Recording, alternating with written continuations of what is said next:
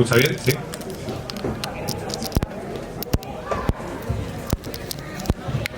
¿Y se escucha bien? ¿Se escucha bien por ahí? Bueno, pues buenas tardes a todas, a todos.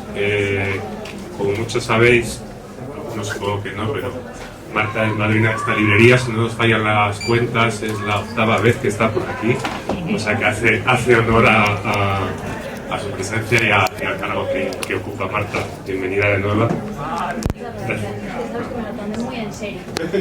De vez en cuando viene a pasar a asegurarnos de que seguimos aquí, que hemos pagado las facturas, que todo está limpio. A mí me nombran madrina y yo Y bueno, muchísimas gracias a Miriam y a Paula por haber hecho posible que Marta nos visite en el marco del congreso que está celebrado estos días en Salamanca, y haber intentado que la Marta esté aquí hoy en la librería.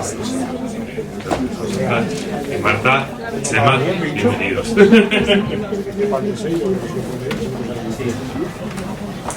Buenas tardes. Bueno, en primer lugar, muchísimas gracias a Letras Corsarias por apoyarnos en el simposio que hemos organizado estos 2 días, que se llamaba Narrar para reivindicar, genealogías literarias en femenino ante un mundo en crisis.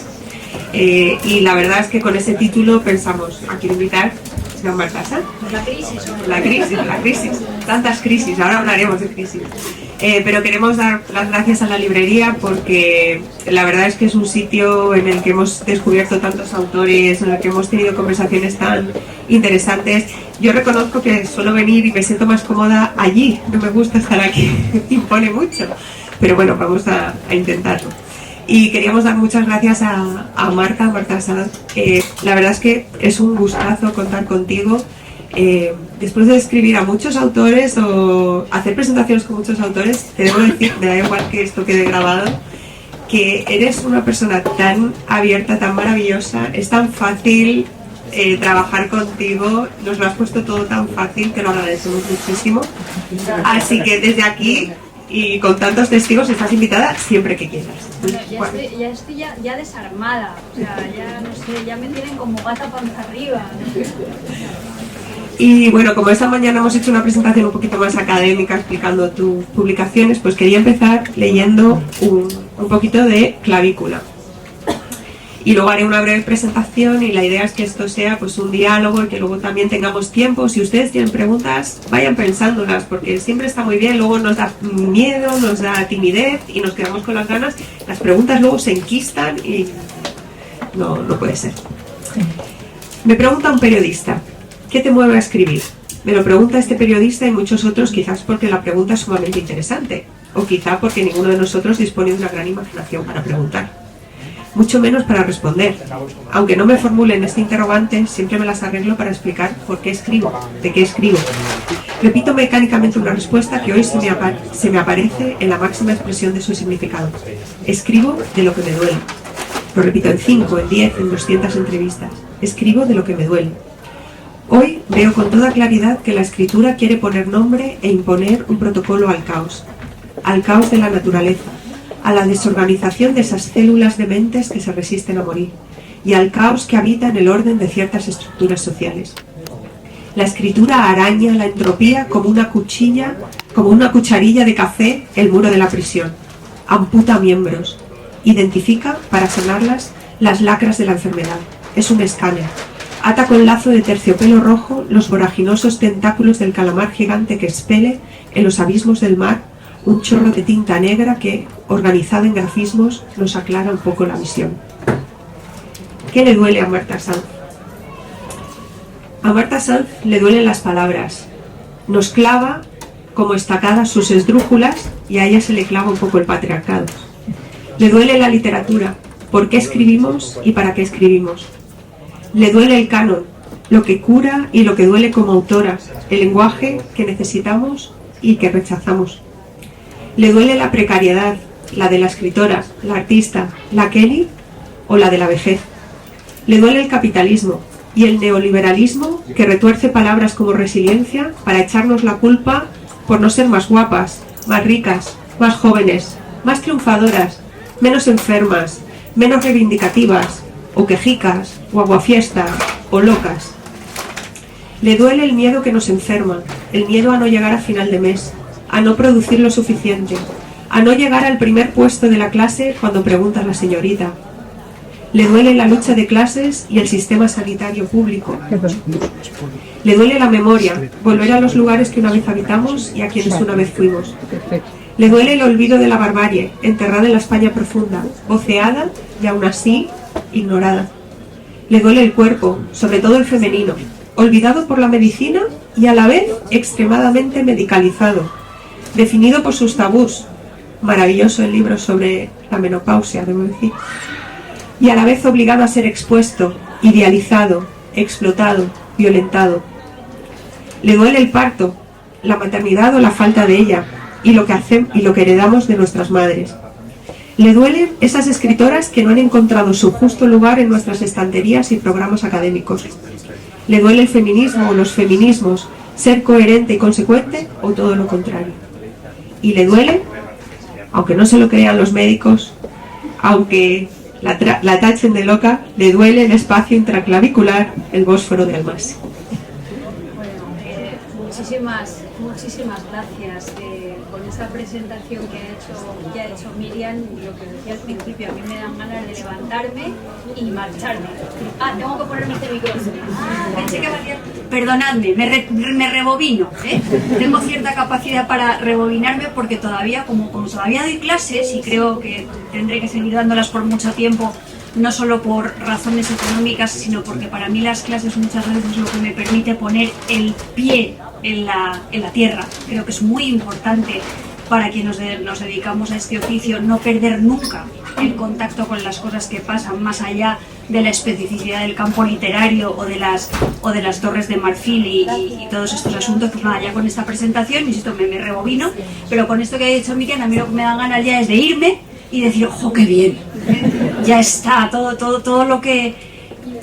Y qué bien, os lo digo completamente de verdad, porque presentaciones como la que ha hecho ahora Miriam, presentaciones como la que me ha hecho esta mañana Paula, el hecho de que estéis aquí vosotras y vosotros, el hecho de que me nombraran madrina nada más y nada menos que de Letras Corsarias, que me hayan invitado 8 veces a venir, este tipo de cosas.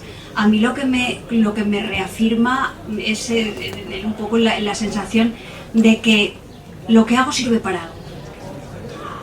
No es habitual que las escritoras digamos, es que lo que hago sirve para algo. Parece que pecas de inmodesta cuando dices, yo creo que la escritura sirve para algo. Pero yo de verdad pienso que sirve para algo. Lo primero que ha comentado Miriam al hilo de esa lectura de ese fragmento de Clavícula es, me pregunta un periodista. Y lo primero que se me ha venido a la cabeza es que es verdad que muchas veces para responder a las preguntas de los periodistas, para poder dar la cara y explicarme delante de vosotras y delante de vosotros más allá de lo que escribo, tengo que maquinar discursos que a veces están en el a priori del texto, a veces están en el mientras tanto del texto, pero que muchas veces están en el después, en el pensar qué es lo que he hecho, por qué lo he hecho, cómo puedo explicarlo, y eso te obliga a mirarte desde fuera, como decíamos esta mañana, con unos ojos completamente distintos. Miriam ha resaltado que yo escribo de lo que me duele, y es verdad que escribo de lo que me duele, pero también esta mañana he compartido con los participantes en el congreso la idea de que a medida que vamos escribiendo, a medida que vamos madurando, tenemos distintas razones para escribir que en un momento del tiempo y del espacio confluyen en la persona que eres. Entonces yo recuerdo perfectamente que cuando yo era una niña, yo escribía porque me sonaban bien las palabras y me gustaban las palabras y me gustaba la farándula, la clavícula, la libélula, la lesbiana, el otro día en un club del libro en Irún, una señora que había leído Clavícula me decía, jo, es que aquí dices que el dolor es una garrapata, y decía garrapata, no es lo mismo decir garrapata que cucaracha o que mosquito. Y yo le decía, pues es verdad, es cierto, garrapata tiene un agravante, digamos, fonético que hace que el dolor sea más... que ronche más, ¿no? Entonces, cuando yo era una niña, escribía por eso. Luego, cuando crecí un poco más y me hice una adolescente, pues escribía muchas veces para demostrar delante de los mayores y de los papás y de todas estas cosas lo bien que la niña toca el piano. Voy a leeros un poema.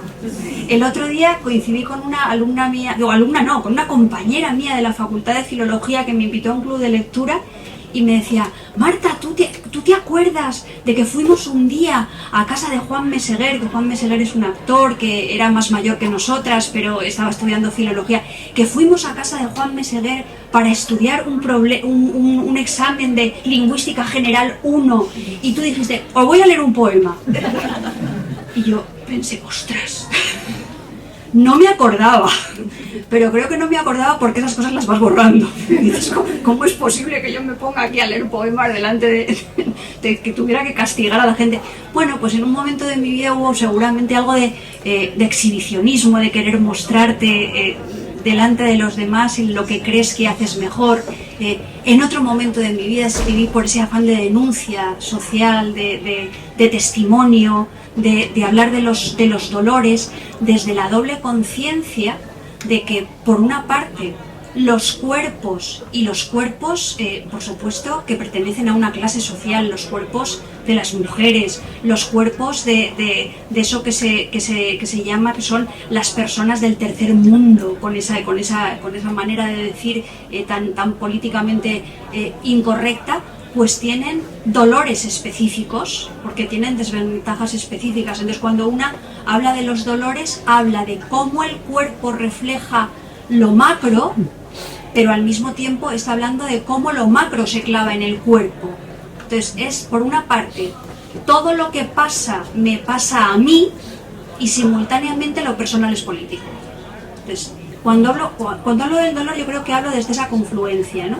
Y entonces ahora, en este momento de mi vida, pues me doy cuenta de que todas esas lecturas de lo que han sido las razones que a mí me movían a escribir convergen en este punto que soy yo ahora mismo. Ahora mismo yo me siento, cuando escribo poesía, me siento como la niña esa libre que dice garrapata, porras, libélula, etcétera, etcétera.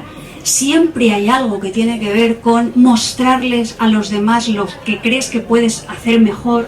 Siempre hay algo también que tiene que ver con la denuncia y con las cosas que suceden, y al mismo tiempo yo creo que siempre hay algo relacionado con la necesidad de establecer a través de la literatura un vínculo de cordialidad, conversaciones.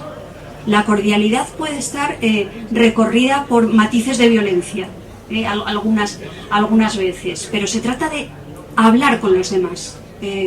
Hacer que haya hilos, esto parece mentira que lo diga yo, pero lo voy a decir, hilos que salgan del corazón y que puedan despertar preguntas interesantes en el mundo en el que nos ha tocado vivir. Entonces, en ese sentido, yo pienso, esto todo lo estoy encadenando a partir de lo que ha dicho Miriam, que la literatura nos sirve para poner orden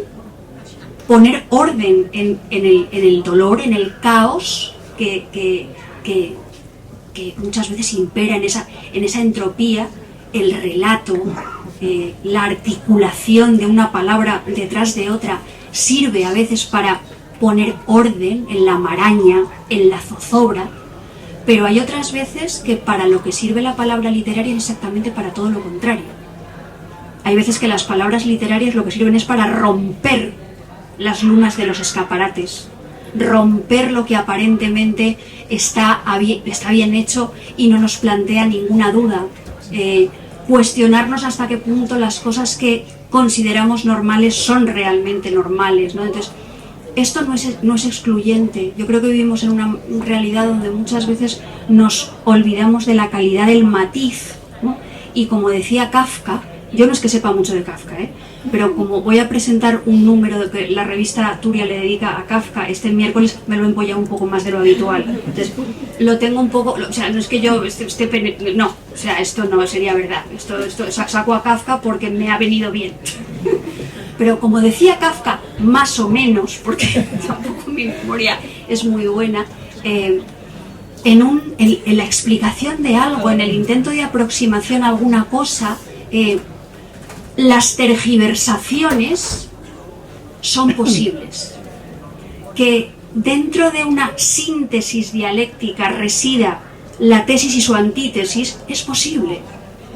Y hay veces que esto se nos olvida. Entonces yo tengo un poco esa doble visión, porque aquí ahora ya es o conmigo o contra mí, siempre, ¿no? Entonces, yo tengo un poco esa doble visión de la literatura que sirve para poner orden y la literatura que sirve para romper. Creo que no son incompatibles las dos cosas. Y luego, por último, pues señalar que eso también es verdad, que yo últimamente, durante muchos años, he hablado de la clientelización del lector literario. Siempre he dicho que los lectores, las lectoras, deberíais ser también críticos y críticas con el papel que jugáis en la sociedad y no dejar trataros única y exclusivamente como consumidores, como clientes que porque pagáis mandáis. Y el cliente siempre tiene razón. Y al cliente siempre hay que complacerlo.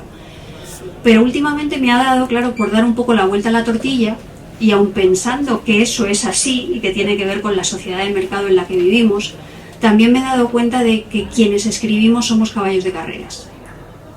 Y nos dejamos someter a la crianza y la competitividad de los caballos de carreras, ¿no? Y nos dejamos someter por las listas de ventas y las listas de los libros mejores del año, de los suplementos literarios, y estamos en una competición permanente sobre la que tenemos mucho que pensar. Entonces, yo seguiré viniendo a Letras Corsarias porque son mi casa y son mi familia, y seguiré viniendo a la universidad pero creo que sería interesante que me planteara, esto es la primera vez que lo digo públicamente, reducir la velocidad, reducir el ritmo, porque creo que tenemos normalizado una aceleración que al final no sé si es buena para nadie. Muchas gracias. Bueno, hay este movimiento, ¿no?, de rest as resistance, descansar como resistencia, ¿no? Y tú lo mencionas también cuando tratas el tema de la precariedad del escritor, que siempre tienes que empujar y más. Quería volver a la idea de con quién estableces esa comunicación. En el fragmento que he leído es por qué escribes o de qué escribes, pero para quién escribes. Esta mañana has comentado, en un fragmento que has leído, que digamos que tú te anticipas a las respuestas de los posibles lectores. No te autocensuras, pero eso siempre está ahí, ¿no? Es una pregunta que te quema de alguna forma, ¿no? Entonces, tienes un lector ideal cuando tú empiezas un libro, cambia con los distintos libros, y hasta qué punto, quizás con el tiempo, porque has cambiado el por qué o el para qué escribes, ha cambiado también para quién escribes. Vamos a ver, yo lo que siempre me planteo es que cuando escribes, en escribir hay algo que tiene que ver con el ensimismamiento, con la introspección, pero también tiene que ver con la necesidad comunicativa. Si no hay un fuera, lo que es la escritura es una actividad a partir de la cual tú conviertes en un objeto, objetivizas algo emocional, algo desconocido, una tesis, una pregunta. Entonces, en ese salir de ti misma a través de la caligrafía, a través de la escritura, siempre hay una búsqueda de un interlocutor, de una interlocutora, que es quien completa lo que el libro puede estar diciendo de maneras más o menos mutantes en distintas épocas del tiempo y del espacio. Entonces, yo escribo siempre desde la conciencia de que no soy yo mi única receptora, y que no tendría sentido que fuera yo mi única receptora, que no tendría mucho sentido el a mis soledades voy, de mis soledades vengo, que siempre hay como una especie de necesidad centrífuga y una necesidad de que lo particular se convierta en algo más, pues eso, en un motivo de conversación. Entonces, yo escribo siempre desde esa conciencia, pero lo que intento es que esa conciencia del espacio de recepción no se reduzca a la idea de cliente. Entonces, por eso yo tengo una doble perspectiva de lo que es la autocensura.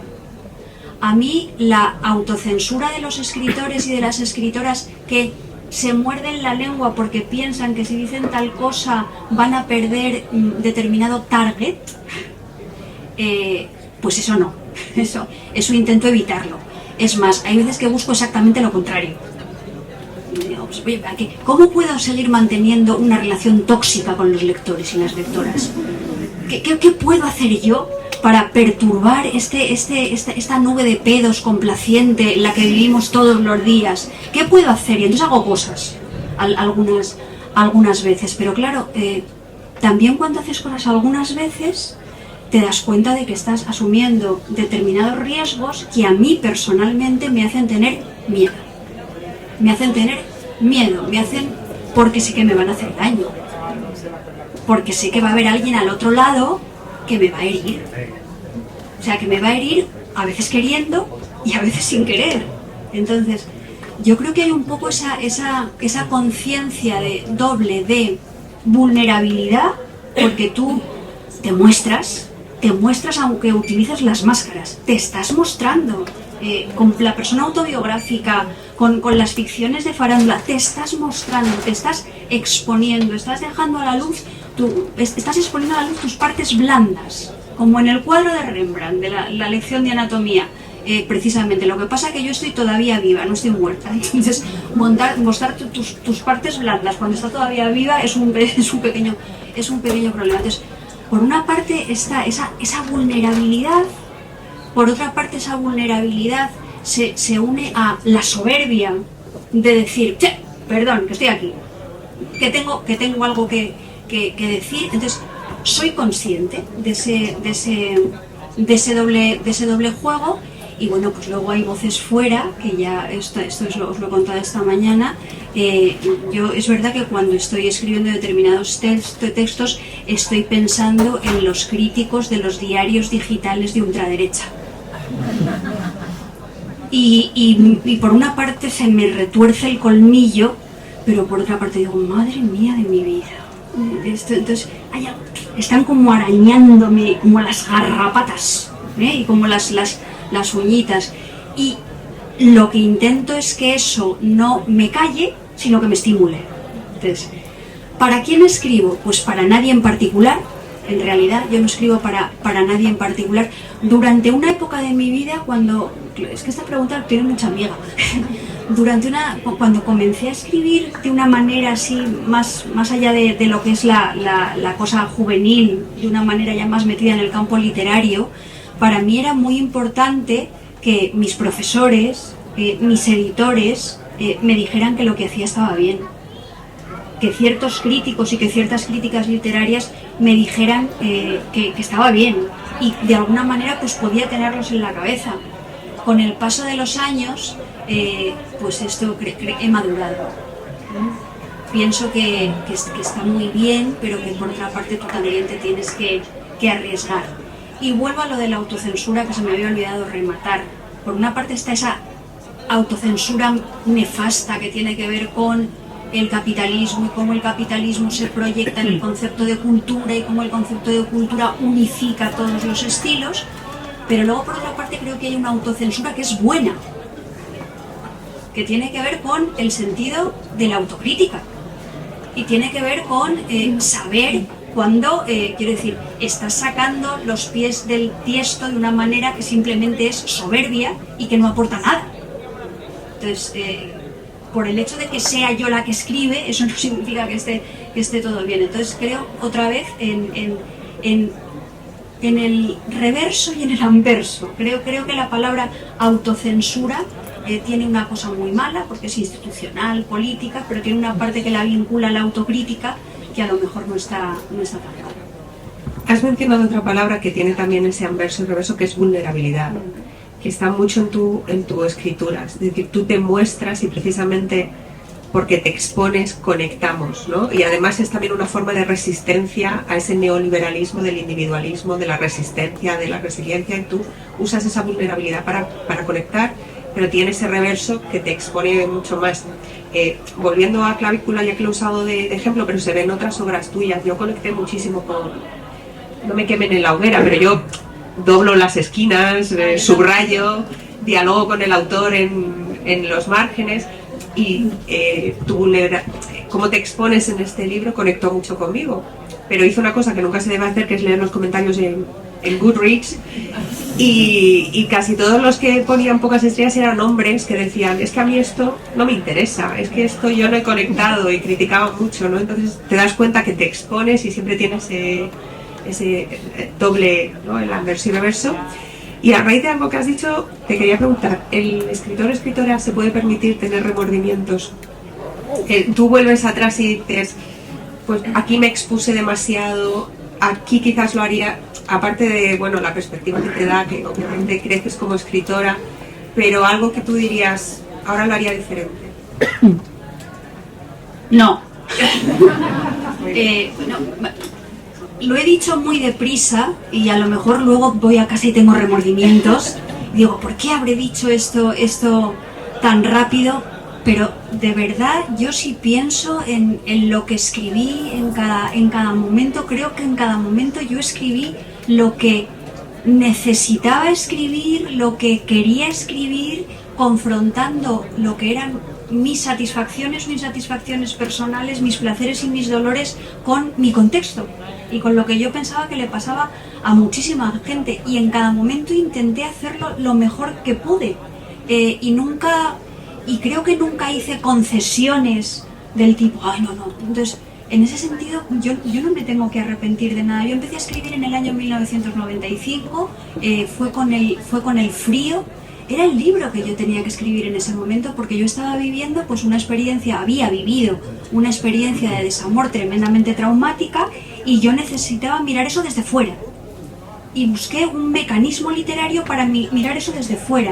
Y luego resultó que con el paso de los años ese mecanismo literario sintonizó con la sensibilidad de muchas mujeres que se dieron cuenta de que su visión del amor, la que ellas tenían dentro de su tripa y dentro de su corazón, era vampírica y destructiva, y que se estaban haciendo daño a sí mismas con lo que estaban pidiendo de algunos vínculos, y que ese pedir lo que estaban pidiendo tenía que ver con una enorme carga cultural y el lugar que se nos había hecho ocupar en la sociedad, ¿no? Entonces, yo qué sé, cuando escribí Los mejores tiempos, pues antes de que se empezara a hablar tanto de la mirada crítica sobre la transición española, Los mejores tiempos es un libro y Los mejores tiempos es un título irónico, que hace alusión a eso que vivimos como mejores tiempos, y que fue un relato grandilocuente. Fue un momento absolutamente necesario, y menos mal que sucedió, pero quiero decir, eso no significa que tú tengas que asumir punto por punto ese relato de la transición que tenía que ver con las grandes estrellas, papeles estelares, Adolfo Suárez, Santiago Carrillo, y la gente que, no sé, o sea, ahí estaban los mejores tiempos, y era lo que yo necesitaba escribir. Cuando escribí la lección de anatomía, que esto lo he contado cienes y cienes de veces, como dicen en los chistes, cuando escribí la lección de anatomía a mí me echaron de un montón de editoriales, estuve a punto de no publicar esta novela porque me decían que qué sentido tenía hablar de una relación de mujeres con otras mujeres desde una perspectiva heterosexual. Año 2009. Yo no encontré editor prácticamente. O sea, a mí me rechazaron en todas partes. En todas partes. Y menos mal que me rescató Joaquín Palau y Malcolm Barral, que se habían ido a RBA y sacaron la lección de anatomía en RBA, que tenía una colección de narrativa. Ya sabéis que RBA no está ahora entre las editoriales literarias más destacadas, pero bueno, me sacaron allí. Y eso me dio cierta respiración. Yo, quiero decir, nunca he buscado el libro oportunista, he buscado el libro de lo que yo quería contar, y en ese sentimiento pues a veces me he anticipado a cosas que han pasado más tarde, y me he sentido siempre inoportuna, y me he sentido siempre mosca cojonera, y me he sentido que he llegado antes a sitios, y que ese haber llegado antes a sitios, y me vais a perdonar este acto de soberbia y vanidad, pero lo he pasado bastante regular, me ha hecho pasarlas de Caín en el campo, en el año 95, pero con una persistencia de hormiguita. yo nunca he estallado. Yo lo que he hecho muchas veces es estallado también en sentido figurado, claro. Yo lo que he hecho a veces es ser como un poquito los ojos del Guadiana, pero yo he estado a punto de desaparecer muchísimas veces. Entonces, de esa persistencia que en gran medida ha ido contracorriente, yo me siento orgullosa.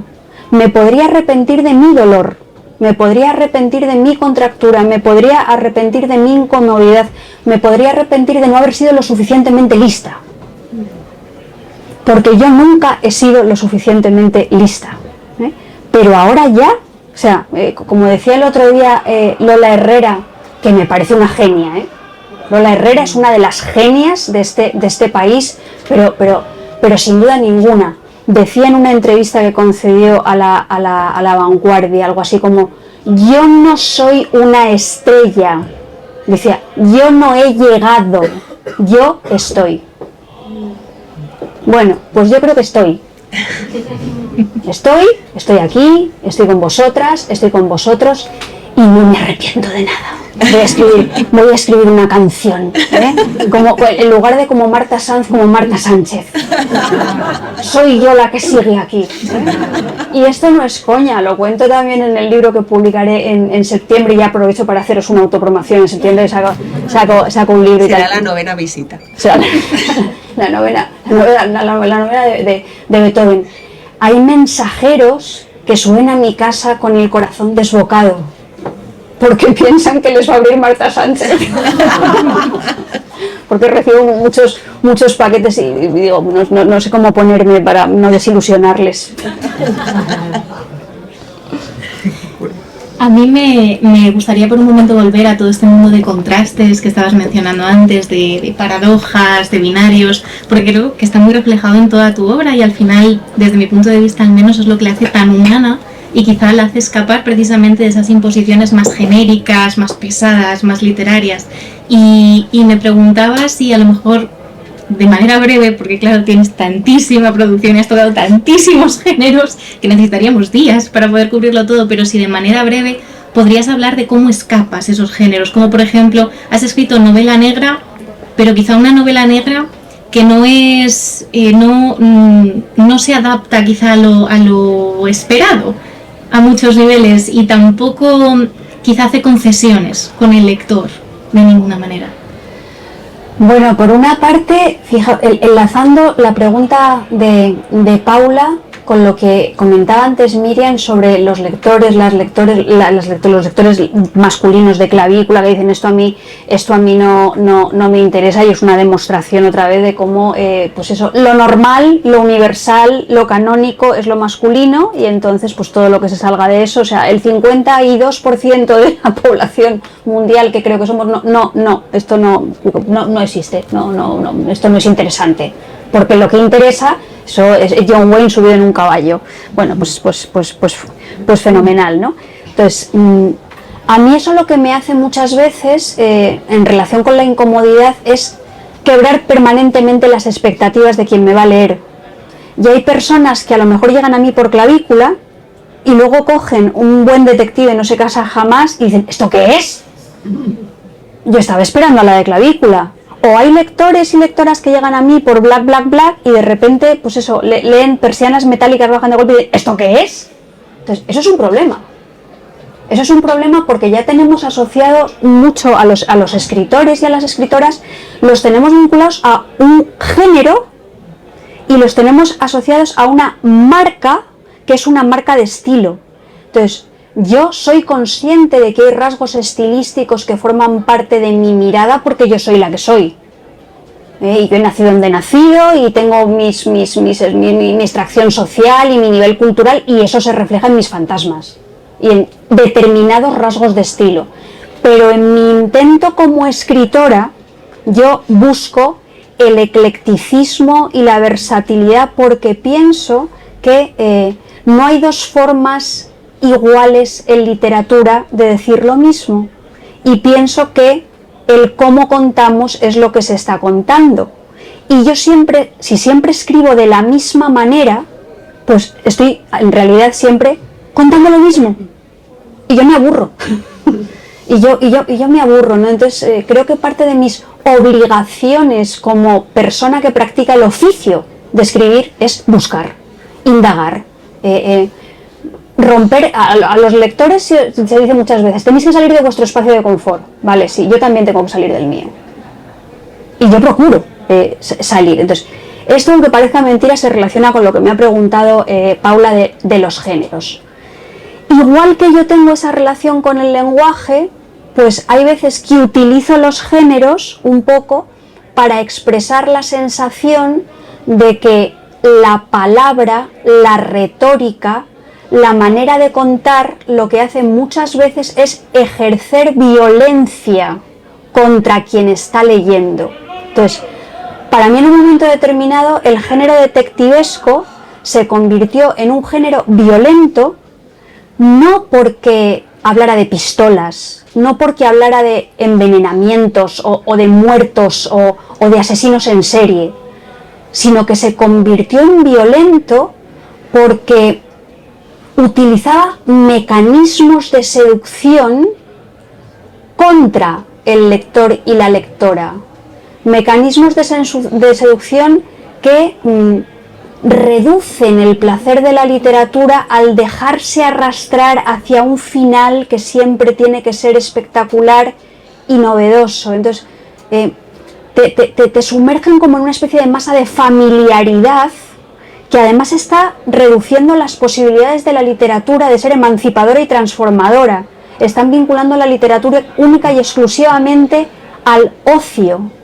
Entonces, la literatura tiene que ver con el ocio, tiene que ver con el entretenimiento, pero también tiene que ver a veces con la posibilidad de empinarse, con la posibilidad de romper, de desencapsularse, de sentir los filos, ¿no? Entonces, para mí, un poco el género detectivesco, bajo la máscara de tener una buena intención social de la denuncia, en el fondo estaba utilizando mecanismos retóricos de apisonadora capitalista y de seducción capitalista. Entonces, yo quise romper los moldes del género. Entonces, ¿qué pasó?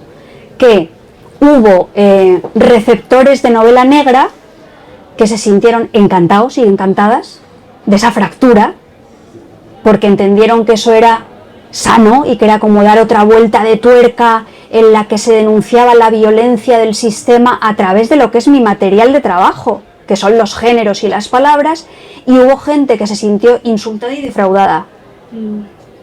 Porque claro, tú te pones a leer una novela negra en la que hay un detective que no da ni una, que está en una escalera, que lo que te hace es un poco contarte su fascinación sexual por un pequeño duendecillo de 19 años que anda por ahí, que no sabe si es la mujer fatal, porque tiene una relación extraña con las mariposas y con el color rojo, y de repente estás ya metido en ese hilo más o menos, o ya matan a una persona, a dos personas, y de repente cuando dices, uy, esto ya empieza a cobrar pues llega una señora menopáusica que te habla de su diario de enfermedad. O sea, si te cuentas un menopausia como una enfermedad terrible, que por cierto, cuando yo escribí ese diario, yo todavía no había tenido la menopausia. Cuidado con lo que escribís, porque luego plapaplas va y se cumple. Entonces, entonces, claro, esa interrupción, como yo lo digo muchas veces, ese coitus interruptus, pero decir, ¿por qué? Pues es así porque te quiero meter el dedo en el ojo. Y quiero que te hagas preguntas por cómo un libro está escrito. Quiero que entiendas cuál es el sentido de ese gran paréntesis, de ese cortarte en seco el orgasmo y la respiración. ¿Por qué? Luego lo retomamos, pero de momento aguanta. Vamos a hacer un ejercicio de apnea. Y entonces eso me interesa, esa manera de quebrar los géneros, porque es una manera, yo creo, de violentar el canon, de experimentar, de jugar. No sé, ahí me siento, no es que me sienta cómoda, pero luego me hace no sentirme arrepentida, por lo menos, ¿no? Y luego aparte también creo que hay una concepción de los géneros muy rígida. Yo por ejemplo, cuando me pongo a escribir muchos libros, hay veces que sí que sé a priori, como en el caso de Black, un buen detective no se casa jamás, sé desde qué género quiero trabajar. Pero, por ejemplo, cuando yo escribí Clavícula no lo sabía. Y cuando yo me puse a escribir Persianas metálicas bajan de golpe, mi pretensión era escribir una novela realista. Y en el fondo creo que es una novela realista, en lo que lo único que estamos haciendo es un poco utilizar la exageración tanto de la distopía como la exageración de la sátira para retratar el mundo en el que vivimos. Pero eso lo vas descubriendo poco a poco. O sea, en unos libros sí, en otros libros no. En mi caso es una cosa muy procesual. Y luego creo que hay libros que genéricamente son inclasificables. Clavícula es un libro que yo creo que clasificarlo dentro de un género en anagrama, pues está dentro de una colección de narrativa, y el hecho de estar dentro de una colección de narrativa posiblemente me haya hecho llegar a muchas más personas, pero para mí es un libro de poesía. No sé si es un libro de poesía, es un género híbrido, no, yo qué sé, o no, a lo mejor no es ni un género, es un mutante, no sé lo que es un cyborg, no sé lo que es un cuerpo roto. Y como es un cuerpo roto, pues hay un trozo de un cuento, hay un poema, hay reflexiones metaliterarias, hay escenas de la vida cotidiana, yo qué sé, o sea, no sé, no lo sé. Que pasa un poco con Pequeñas Mujeres Rojas, que también es difícil de clasificar, pero cuando lo leí, porque bueno, tiene un poco de detectivesco, de thriller, novela histórica, de memoria, pero sin querer hablar mucho del final. Bueno, tiene el coro griego, es un poco un repaso de la literatura desde el principio, y hay un momento final que culmina con violencia hacia el cuerpo femenino. Además, creo que te lo dije cuando lo presentaste aquí, me gustó cómo subvertías toda esa tradición de la escopofilia, de el cuerpo femenino que sufre, pues eso, ¿no? Esa gratificación inmediata de la novela negra, de bueno, tiene que morir, sí, normalmente una mujer, de una manera horrible, ¿no? Ahí tenemos el fenómeno Carmen Mola como ejemplo. Bueno, eso es problemático por otros motivos, que ahora no tenemos tiempo para entrar. Pero tú te negabas, apartabas la mirada y nos obligabas a nosotros a cuestionarnos cuántas veces hemos consumido eso y hemos seguido consumiendo y no hemos apartado la mirada, y como lectores no hemos dicho no te voy a comprar este libro. Yo reconozco que yo, por ejemplo, con el caso de Carmen Mola me negué. Dije no, esto no es algo que voy a ir a consumir. Y en buena parte vino por esa reflexión a la que tú nos llevas como lectores, ¿no? Que somos pasivos, que muchas veces no lo cuestionamos. Pero tú estabas haciendo eso de manera consciente, demostrar cómo desde la tragedia griega a la novela negra, a la novela histórica, siempre tienen esto en común, que nos victimizan y que a nosotros como lectores nos obligan a consumir eso. Mira, ese precisamente yo creo que es una de las arterias, o una de las... probablemente la columna vertebral, lo que sí que hace que muchos de mis libros tengan algo parecido. Yo llevo desde hace muchos años, creo, teniendo una sensibilidad muy especial a cómo se ha representado el cuerpo de las mujeres, porque yo me di cuenta de que esa representación del cuerpo de las mujeres, a la que yo naturalmente he asistido a lo largo de toda mi vida, se había metido dentro de mí. Había colonizado mi mirada, y que yo qué sé, esto lo he contado algunas veces, ¿no? Y lo cuento mucho en Daniel Astor y la caja negra, y en la lección de anatomía, y en muchos otros libros. Yo cuando era una niña, yo quería ser mujer fatal, y yo tenía o actriz del Destape, o sea, era mi aspiración en la vida. Joder, yo que quería. El otro día estuve dando una charla a alumnos de la Universidad Autónoma de Madrid sobre clavícula, y claro, decía, yo quería ser Amparo Muñoz, y entonces el profesor me decía, aclara quién es Amparo Muñoz, aclara quién, hace una nota a pie de página. Y yo claro, es normal, y entonces yo quería ser Amparo Muñoz, y yo quería ser María José Cantú, madre mía, yo quería ser Nadiuska, yo quería ser Agatha Liss. Por cierto, Agatha Liss era licenciada en Filosofía y Letras, bien calladito que se lo tenía. También, o sea, entonces había un poco esa idea de que las mujeres teníamos un papel en la vida que podía tener que ver con la rentabilización de nuestro capital erótico. Las mujeres hemos tenido un significado en la historia del arte y de la literatura e incluso en la vida cotidiana en la medida en la que éramos capaces de rentabilizar nuestro capital erótico y a veces actuar de una manera sibilina, subrepticia, por debajo. No, parece que él lleva los pantalones en la casa, pero en realidad por detrás hay una mente pensante que con estrategias soterradas en la cama consigue que él haga lo que ella quiere.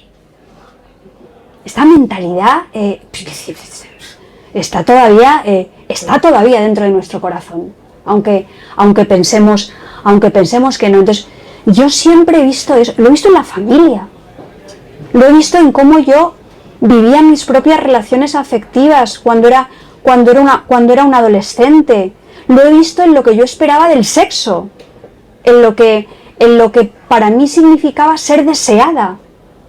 Hay una anécdota que mi tía Maribel, que sale en la lección de anatomía y tal, era una mujer guapísima, que la pobre se murió muy joven y estas cosas, pero era una chica muy guapa en los años 80, a principios de los años 80, finales de los 70, que cada vez que montaba en el metro por las mañanas para irse a trabajar, llevaba un alfiler en el bolso. Y llevaba un alfiler en el bolso porque todos los días había un señor un señor, que le restregaba la cebolleta. Sí. 1 o 2 o 3, o rozones o lo que sea. Entonces, que llevara un alfiler en el bolso para defenderse, a mí al principio me parecía gracioso, pero luego me pareció que no tenía ninguna gracia. Porque, ¿por qué llevaba un alfiler en el bolso? Porque si hubiera dicho: tío cerdo, quítate, o usted señor, no, la hubieran acusado a ella de ser una provocadora, de ir con una minifalda en el metro, de pintarse las pestañas. Entonces, esto parece una chorrada, pero es que era así. Y es que, a más, como dicen en Cataluña, ¿no? El problema es que si tú no te sentías violentada, si tú al subir al metro no tenías a alguien que te mirara lascivamente es que no te sentías lo suficientemente deseable. Es que había una violencia interiorizada, lo que habías comentado tú antes. Yo esto lo quise contar en Susana y los viejos. Yo esto lo quise contar en la lección de anatomía. Yo esto lo quise contar en Daniela Astor y la caja negra. Y yo esto lo quise contar en Pequeñas Mujeres Rojas, claro que sí, donde yo me negaba un poco a que la representación de la violencia contra el cuerpo de las mujeres suscitara ni el más mínimo morbo, porque siempre ha sido algo morboso, algo que, escalofrío, incomodidad, Entonces eso para mí es un filo sobre el que tenemos que pensar con una mirada crítica, sobre todo, insisto, porque lo tenemos completamente metabolizado, ¿no? Entonces, pues sí, eso sí que ha sido consciente, ya os digo, eso por lo menos fue consciente, puedo ponerle una fecha, desde el año 2006. Contra todas estas violencias discursivas que estabas mencionando, pero también muy reales, contra estas macroestructuras, al final yo creo que toda tu literatura lo que presenta son esos cuerpos vulnerables que están atravesados por la memoria, por el olvido, por la enfermedad, atravesados por el dolor, por tantísimas cosas, por la rabia. Y me da la sensación de que en el fondo de todo eso lo que está es una crisis del cuidado y quizá también de los cuidados. Y me preguntaba si podrías hablar un poco acerca de cómo esto se refleja en tus distintas novelas. Vamos a ver, el cuidado en mis novelas se refleja también desde ese filo doble. El cuidado en mis novelas se refleja por una parte desde una especie de proteccionismo vampírico. Ahora han estrenado en Madrid una obra de teatro de Adrián Zoller, me parece que se llama, que es un dramaturgo. La protagonista de la función es Aitana Sánchez Gijón, que está maravillosa, y la función se titula La Madre, donde se ve perfectamente cómo una mujer de edad mediana madura, no sé, como ahora los jóvenes son hasta los 40 años por las cosas sistémicas, pues no sé cómo decir, cuando una mujer tiene 56 años, no sé cómo estamos ya, o sea, no sé en qué momento estamos de nuestra vida. Bueno, sí, ya. Bueno, una mujer en torno a los 50 años que se han ido de su casa, ya claro, los hijos, como se dice, los hijos han volado, ¿eh? A ella que haya volado su hija le importa más bien poco, lo de su hija no le importa mucho, pero que haya volado su hijo la tiene bastante jorobada y también se da cuenta un poco de que su marido está volando también. Entonces, ella es una mujer que ha dedicado toda su vida al cuidado, toda su vida, al marido, a los hijos, y de repente lo que hace es sentirse profundamente estafada. Porque cuando ella más lo necesita, cuando se siente más vulnerable, cuando se siente más frágil, se está quedando sola, completamente sola. Y entonces, ¿qué es lo que ocurre? Que se da en ella una reacción vampírica. Quiere acaparar completamente al hijo, le niega la posibilidad de tener una relación sentimental, la novia le parece un espanto, se pone enferma, está enloquecida y es como una manera de estar llamando la atención. Entonces, esa doble perspectiva del cuidado, yo creo que está muy presente en mis libros, probablemente a partir de las figuras de la relación que se establece entre las madres y las hijas. Mucho entre las madres y las hijas. Y luego también hay una dimensión que excede lo familiar y va hacia el ámbito público, y va hacia el ámbito político. Y aquí lo siento muchísimo, pero tengo que volver a la pandemia. No queda más remedio, porque a ver si aprendemos de verdad algo, que no. En la pandemia yo me acuerdo de estar en mi casa haciendo zooms y entrevistas y tal, que la gente dice, vamos, ¿qué va a pasar después de todo esto? Y yo me recuerdo a mí misma que se me llenaba la boca como, saldremos mejores, nos daremos cuenta de que nos necesitamos las unas a los otros y los otros a las unas, y todo será maravilloso, y ya la solidaridad, los nudos. Una leche, especulación, corrupción, mascarillas, el único derecho que existe parece en este mundo, que es el derecho a la propiedad y al lucro, y frente al derecho y a la propiedad y al lucro no hay ni derecho a la vivienda, ni derecho a la salud, ni derecho a nada, Al final lo que prevalece es, lamentablemente, eso. Yo vengo de donde vengo. Yo vengo de Madrid, sabéis que estoy muy tocada. Aquí no también tendréis lo que tenéis, pero yo... Sí. Entonces para mí eso es una cosa terrorífica. Y de hecho yo cuando escribí Persianas metálicas bajan de golpe, estaba pensando en eso. O sea, ¿qué pasaría? ¿Qué está pasando en una sociedad en la que lo público, la solidaridad, lo fraterno, lo sororo, el sentido de lo solidario, los cuidados estén absolutamente corroídos por el vitriolo de los intereses personales, ¿no? Y lo que me salió fue una distopía revolucionaria.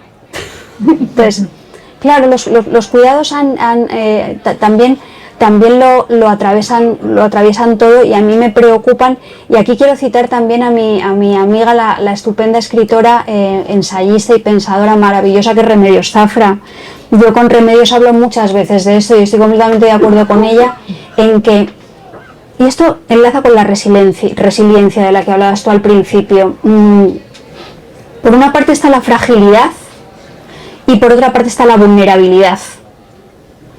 La fragilidad es un asunto que parece que corresponde a nuestro ámbito íntimo, mientras que la vulnerabilidad es algo social. Hay clases sociales, hay grupos que son especialmente vulnerables. porque están sistémicamente maltratados. Entonces, esa vulnerabilidad social luego se refleja en la fragilidad íntima. Entonces, estamos ahí. Y cuando se habla de resiliencia, la resiliencia en el ámbito de la intimidad, la resiliencia para resolver los conflictos personales, el duelo, intentar superar determinadas crisis de salud, determinadas pérdidas, pues probablemente tienes que rehacerte, tienes que ser resiliente, claro que sí, no voy a ser yo quien lo niegue, aunque a veces se me acuse de todo lo contrario. Pero desde luego yo a lo que no me resigno es a que seamos resilientes desde un punto de vista socioeconómico. Yo me niego a ser flexible. Me niego a esa imposición del turbocapitalismo. Yo no quiero ser flexible laboralmente. No quiero ser resiliente. Yo no quiero adaptarme a cualquier cosa. No quiero, es que además me parece absolutamente negativo. Cuando te dicen que ciertos avances tecnológicos que desde mi punto de vista lo que están propiciando es una mayor exposición al trabajo y una mayor explotación, son imparables. ¿Por qué son imparables? Porque no los paramos. O sea, directamente, entonces asumimos entonces ni resiliencia, ni inexorabilidad de nada, para nada de nada. Y vuelvo a lo de la fragilidad de determinados sectores. Cuando se habla de tú puedes, si quieres puedes, venga, sí, venga, empodérate, lucha, después de la batalla, lucha, rebélate contra tu cáncer, rebélate contra, venga, adelante, unidos, que vas a poder. Vuelvo a decir, y una leche. Depende de si vienes de las 3.000 viviendas o de si vienes de la moraleja. Depende de si eres chico o si eres chica. Esto no quita para que siempre haya que esforzarse. Desde luego, si no lo haces, no vas a llegar absolutamente a ninguna parte. Pero cuidado, vas a tener que bracear 500 veces más. Y en ese camino te puedes desgastar mucho. Entonces, esos discursos triunfalistas del pensamiento positivo, para mí son el verdadero veneno de las sociedades contemporáneas. El verdadero veneno, porque lo que generan es un nivel de frustración, es un nivel de amargura, es un nivel de desesperación. Yo lo siento mucho. Estamos en un momento, y esto hay mucha gente que no lo quiere decir, en el que el índice de suicidios de jóvenes y de niños, dicen, bueno, es que antes no se decía, yo no sé si antes se decía o no, pero sé que ahora pasa. Y estamos en el siglo XXI.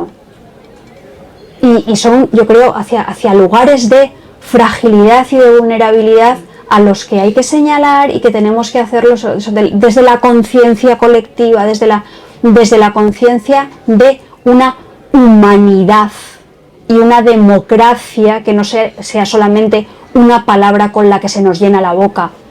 Porque yo, desde el mundo de la literatura lo digo, a veces se nos llena la boca con una cantidad de grandes palabras, a mí por ejemplo ahora mismo, que luego llegas a tu casa y tienes remordimientos.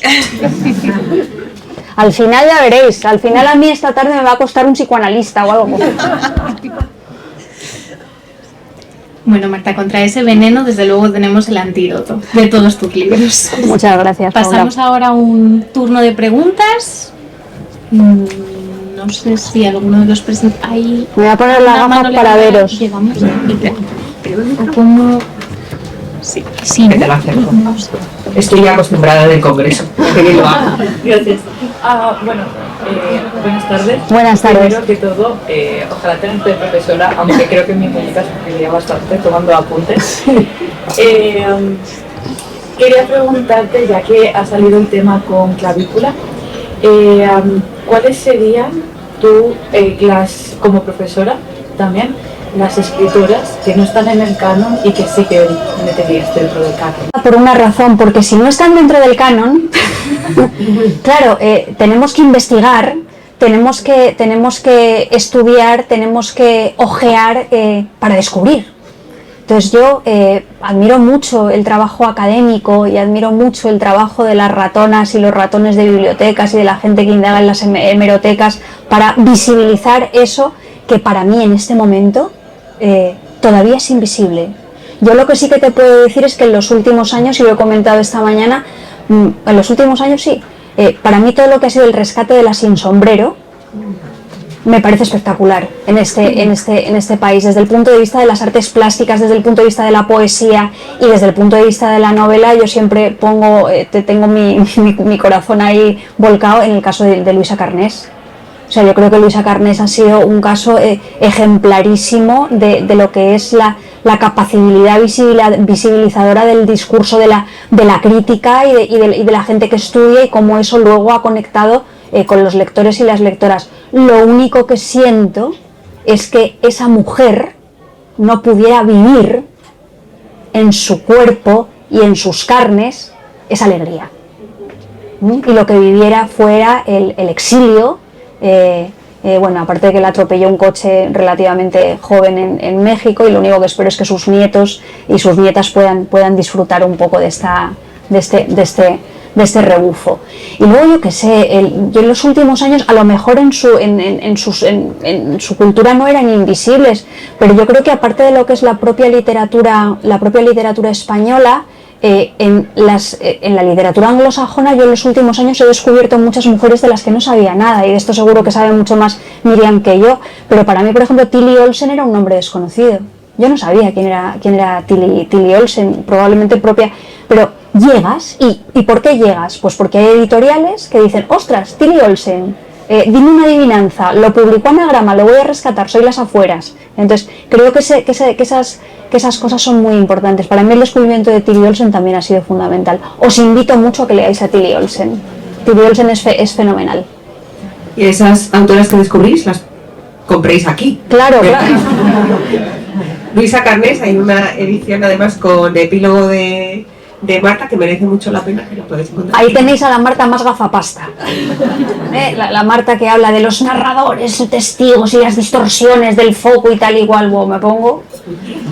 Si nadie más tiene una pregunta, yo sí que tengo otra que me encantaría hacer. Venga, Paula. Hemos estado hablando de tus contradiscursos, sí, sobre todo a nivel temático. Sí. Sin embargo, a lo largo de toda tu obra, creo que hay una sonoridad muy específica que también es muy contradiscursiva.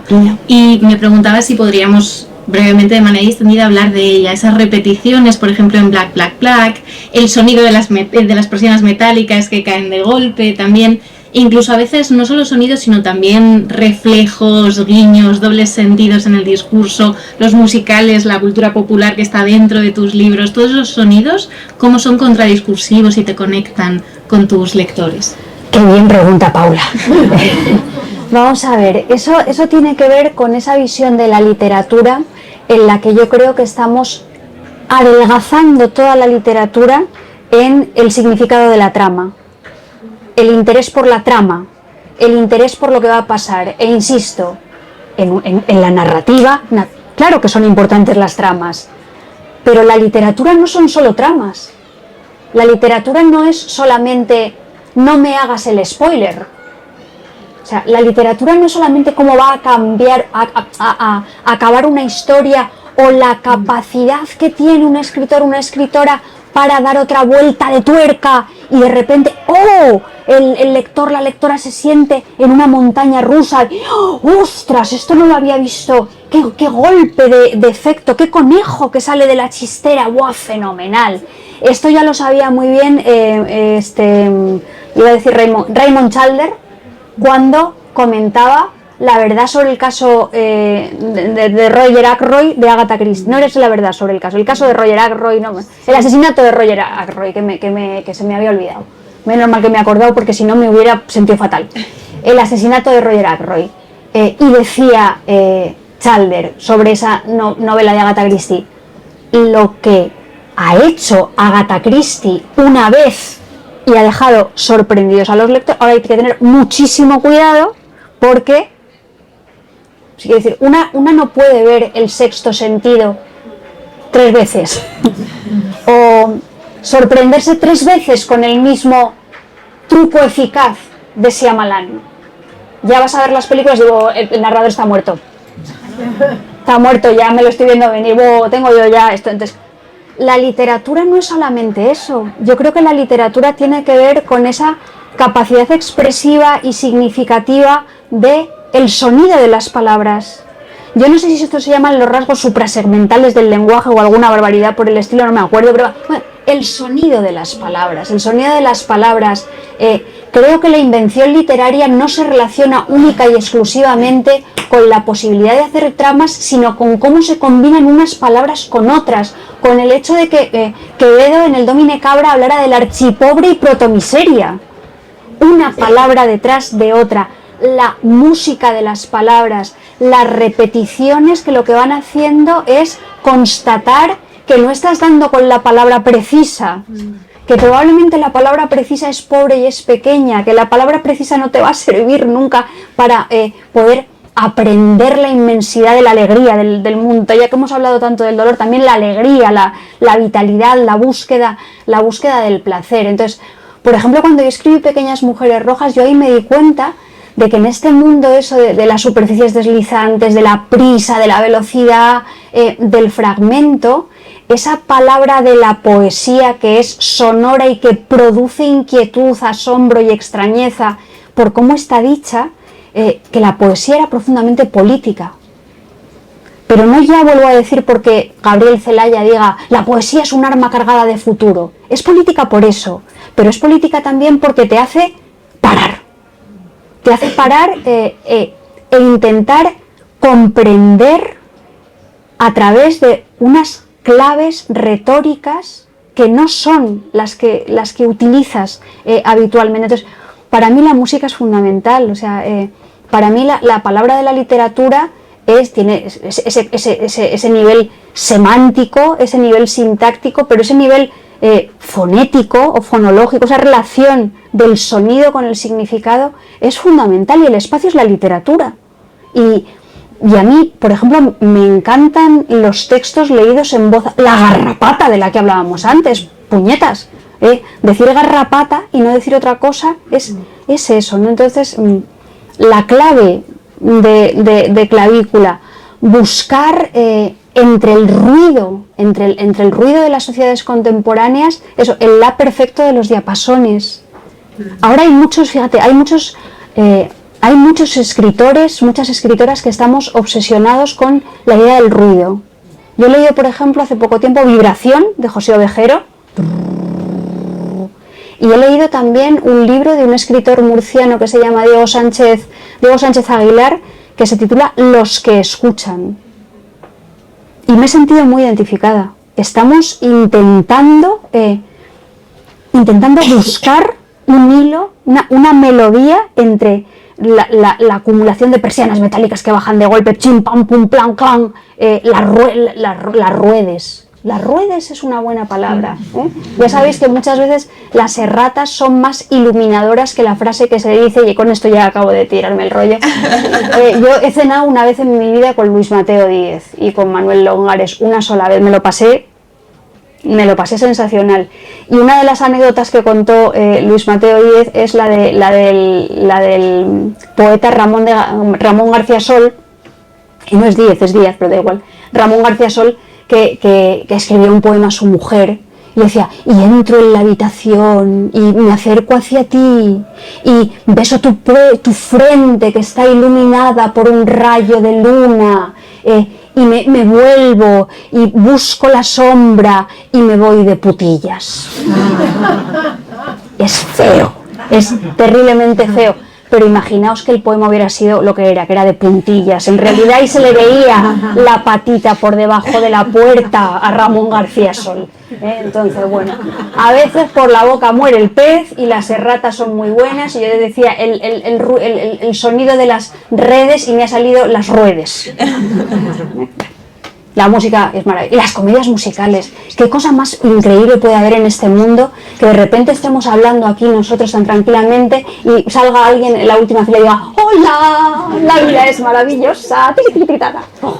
Eso rompe todas las expectativas. Rompe cualquier pacto de verosimilitud. Es maravilloso. Me encanta.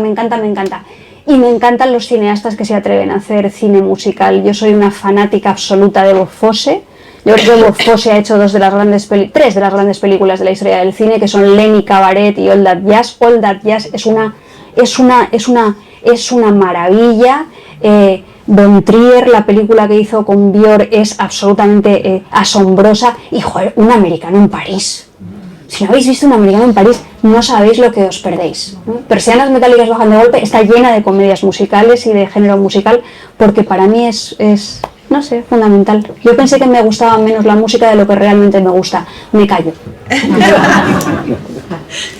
Bueno, con esto damos fin a esta sesión, no sin antes darle infinitas gracias a Marta vosotras por compartir su tarde con nosotras. Como sabéis, sus libros están, por supuesto, en la librería y ella estará aquí dispuesta a firmar ejemplares, así que, por supuesto...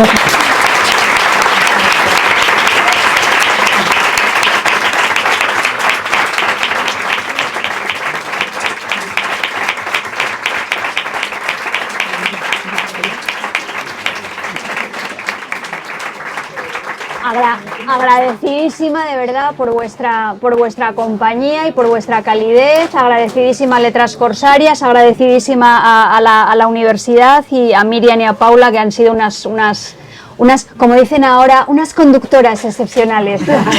Ya sabéis que pensamos en inglés aunque no hablemos en inglés. Gracias.